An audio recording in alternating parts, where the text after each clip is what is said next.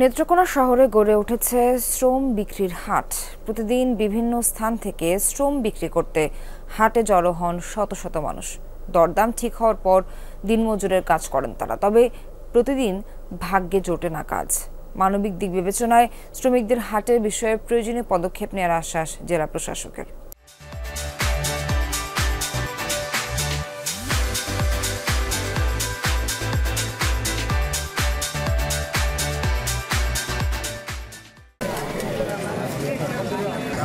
নেত্রকোনার তেরিবাজার মোড়, এখানে গড়ে ওঠা শ্রম বিক্রির হাটে এসেছেন ষাটোর্ধ্ব মুকুল মিয়া। দামদর ঠিক হলে কাজ করবেন দিনমজুরের, আর তাতেই দুমুঠো খাবার জুটবে 6 সদস্যের পরিবারে।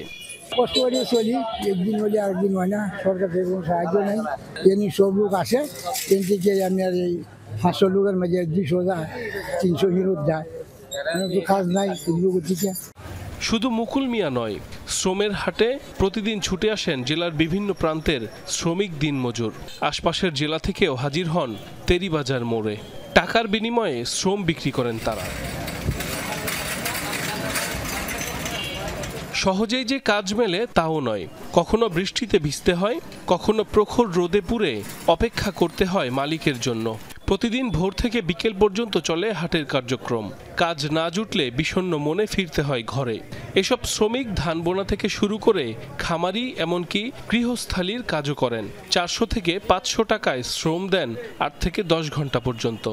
খুব কষ্টের সহিত লেখাপড়া করতেছি, পাশাপাশি কাজ করার লাগে। সংসারের আর্থিক অবস্থা খুব খারাপ। চলো না রে, বইয়ে তাহলে তো আর বুঝতোই না, কোনো মতে দিন কাটাইতেছে।